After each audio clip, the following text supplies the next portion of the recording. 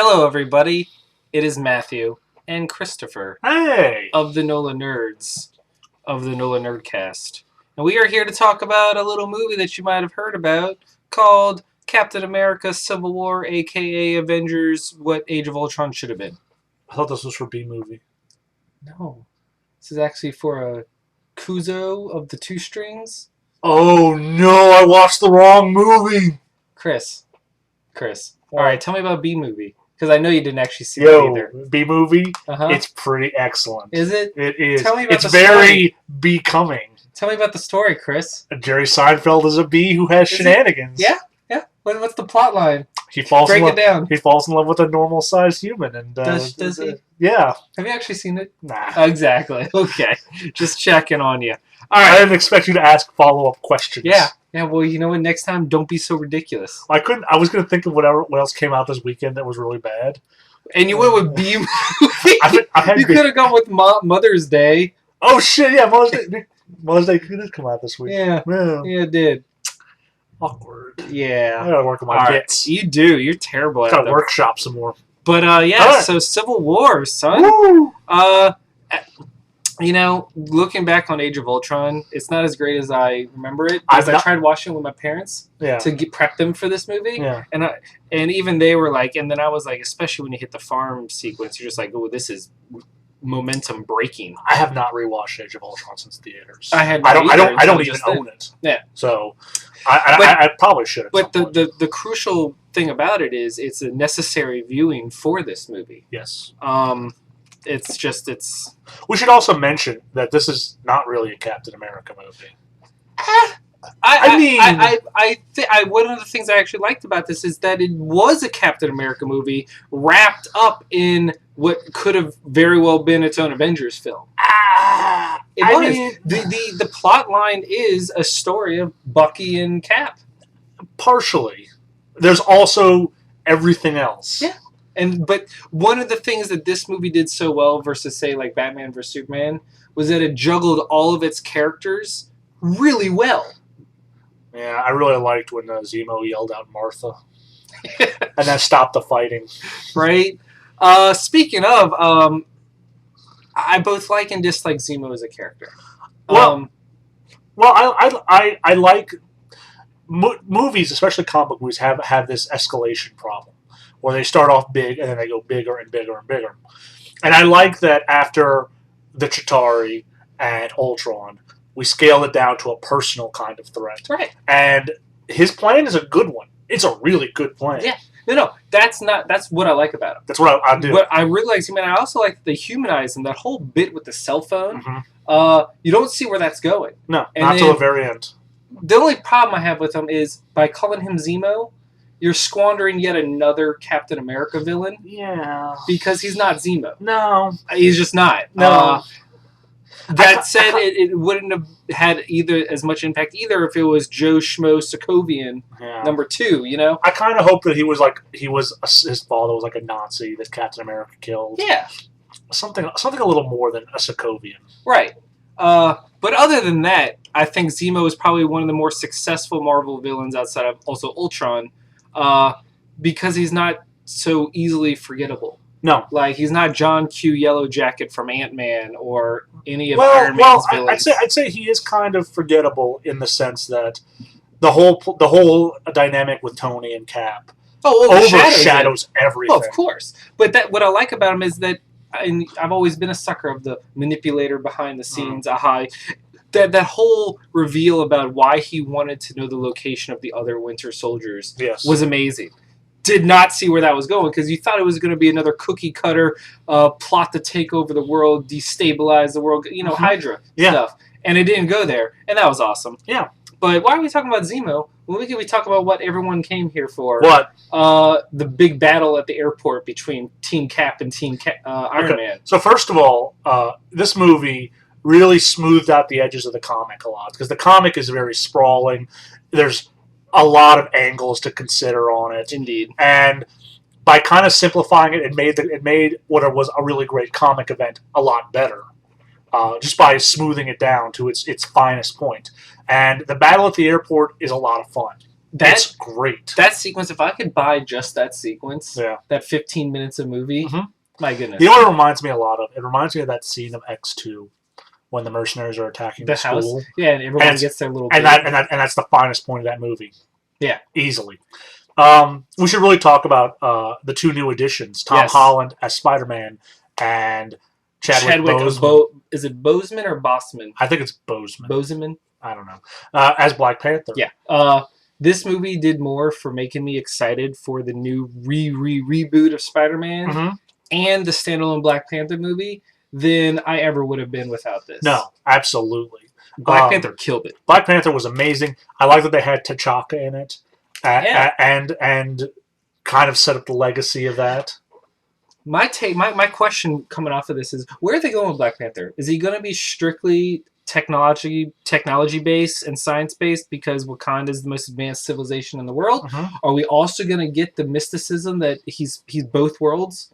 Because I think with Doctor Strange coming out first, the notion of magic won't be so coming out of nowhere. It won't be so hard to swallow. It's something we won't know until we get closer. I agree. I like to think that they'll do both, and but the magic will be more subdued. It'll be more just him being able to commune with his ancestors. But I also love the fact of the little things they've done with his costume, like when he gets shot with bullets, and they just stop. Yeah, he looks mildly annoyed at the helicopter. He's so quiet every time he does anything. Like when he drops, it's very quiet. Tom Holland Spider-Man. Oh man, it's pretty perfect. I didn't know how much I wanted a different take. Like this younger, and he like leapt out of the comic pages. Yeah. The way he's quipping during the fight, and the way he just won't stop talking, and his awkwardness. Yeah. It's so Peter Parker. It's disgusting. He's taken the best parts of the Tobey Maguire and the Andrew Garfield character and merged them. And I think it really helps is that he's much younger than either of those two were when they were Spider-Man. And it kind of really shows he looks like a kid. Yeah, he looks like a kid that just started being a superhero. And it's a lot of fun. I also want to give a shout out to Paul Bettany's Vision. I think he was excellent, and I think they took a lot of cues from that new Vision comic series because he's also like a subtle menace to him, and I really kind of love it. And also, props to them shipping Scarlet Witch and Vision together without like blatantly putting it out there. Was very subtle. But showing now, if it pops up again in Infinity Wars, Avengers 3, whatever, it won't be like the Black Widow Hulk romance. Yeah, there will have been precedent, you know, and that I think is there's just so much about this to like. Even the whole why they're fighting came across as natural, and built up, and felt like it followed the story beats leading up to it. And it had a logic to it, which is one of the things that I think the comic kind of lost track of. I think the comic was very excited to have opposing sides, and it didn't really explore it enough. And this one, it makes sense in that Tony's like, well, this is going to happen, and we got to do it. And Cap's like, well, I don't think we should, and I'm not going to. Well, but what I like most about it is because Cap doesn't trust putting his power in a government agency because this is literally a follow-up to Winter Soldier, where putting the power in a government agency led to Hydra almost taking over the world. Yeah. And so Captain America has a very natural and understanding distrust of that, plus the fact that he wants to protect Bucky. Yeah. And versus Iron Man, who is like, I've been on the other side, I've seen the civilian fallout, I've been attacked for it. You know, we need oversight. And then that reveal at the end about his parents, and you're like, that's a whole nother reason why he's back in the fight. Yeah. Not to mention that 2-on-1 battle was... It's cool. It's not as cool as the elevator fight from Winter Soldier. Ooh, I don't know, man. That elevator fight from Winter Soldier is the highlight of that movie for me. And it just wasn't... It was cool. Half of that movie for me was Nick Fury running away. But I mean, that has nothing to do with it. All right, another standout of this movie. I will say also one more thing is that the grieving mother in the comic was so over the top obnoxious. It was like the mom from Jaws. Like, you killed my son. Yeah. And this one was more subtle and it hurt more. Right. It was perfect. Let's talk Ant-Man. Paul Rudd is a delight. Paul Rudd's great.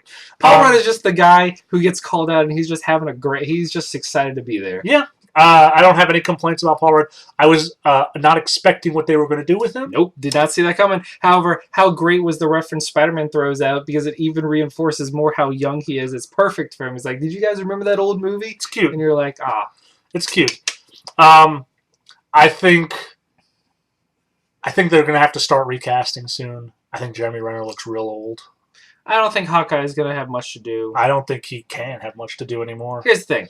Avengers 3, I expect there to be a lot of deaths and retirements. And rebooting. Or like time travel. Yeah. Well, I mean, who knows? But Time Stone. I love the fight with him and Black Widow. Black Widow? And they're like, are we still friends? Like, it depends how hard you hit me. Yeah, because I heard someone complain about that they were too buddy-buddy for being on opposing sides. But, I mean, they're kind of putting a rock in a hard place, and they don't want to hurt each other. But they're also best friends. Yes. I mean, besties. They're best friends, not like us. No, we're just friends. Wow. All right. Well, whatever. Yeah. Yeah. Yeah. Yeah. Come on, bestie. Come on. I see that smirk. That's fine. I see that smirk. What else did you like about it before we move on to some of the gripes? That's really about it. It's just it was very excellent. It was a Russo film. It was very tightly put together. You didn't notice how long it was because it was paced so well. Mm-hmm. The story, the acting was top notch. They kept it grounded, even though it was a much bigger spectacle and a world globetrotting one. But they kept it like a personal story.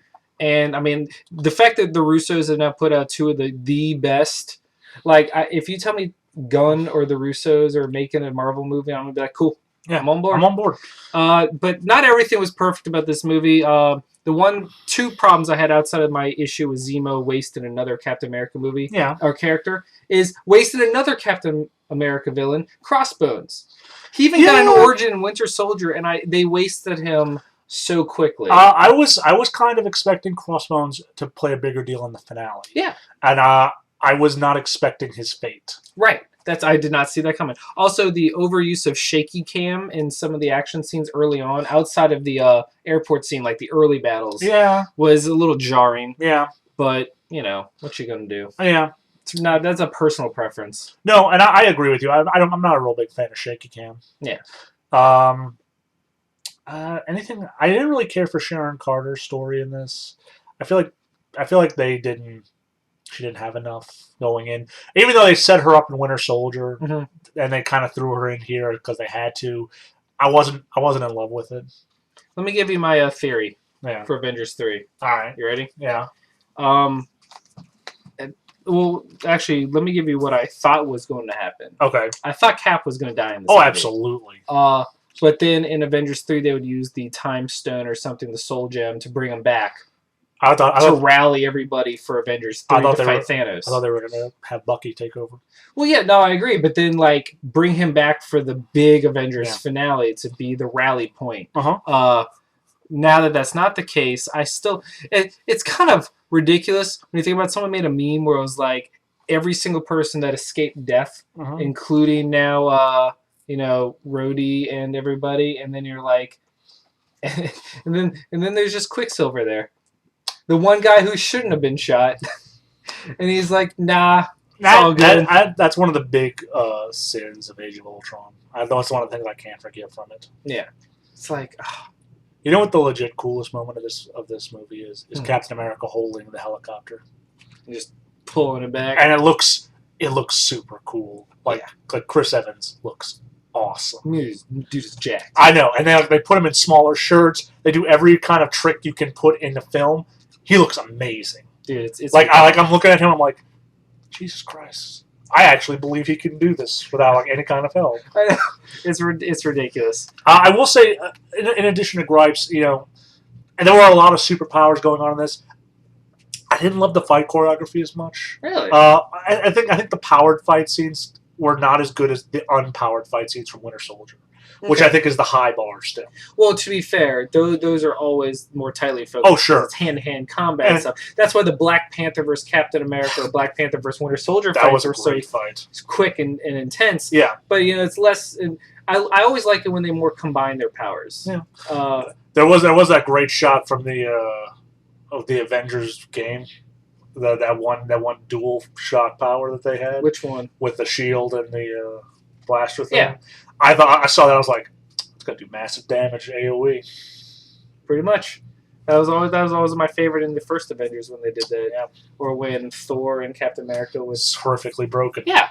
That said, I really like how the last thing because we're running long. Yeah. I'm glad that they didn't shoehorn Thor or Hulk in, but they mentioned them. They're like, I think Ross, who I'm glad they brought back for this. I like that Ross was like, do you know where Thor or the Hulk are now? Yeah. Like, you don't think that's someone that you should keep track of? If I lost a nuke, I'd be fired. Yeah. Like I love that line. I think Ross is very good. We also have the raft. Yeah. Yeah, they built the damn raft. I love that. Okay, let's end it with our review, our score, and are you going to buy it? I'm giving this a 9. I'm absolutely going to purchase it. I really love it. These Captain America movies are really, really great. Which is weird considering how mediocre I found the first one. Yeah, well, I think that first one had a lot of outside instances affecting us. Yeah, that is true. Yeah. 9.5 for me. It is everything I hoped it could have been. And the fact that Black Panther and Spider-Man were so phenomenal, it just makes me even more excited for the future movies. And 100% going to buy it. Is it the best Marvel movie? Top 3. Easy. It's easily top 3. I mean, I have to think about it, but it's up there for me with Winter Soldier and Guardians. It's like the anti-Thor 2. I think it's top 4. Because I have Avengers, Winter Soldier, Guardians, and this. Yeah. I don't know the order though. See, that's the thing. Avengers is my number 4. Number 5 is a little trickier because then we get into the okay movies. Yeah. But yeah, it's everything Thor 2 wasn't. That'd be a great episode one day. I agree. We should really do that. All right, well, let's wrap it up. I'm Matt. I'm Chris. This has been a Captain America Civil War. Go see it. Buy it. Love it. Love it. Live it. Bye. Hit the button. Hit the button, Chris. Yeah.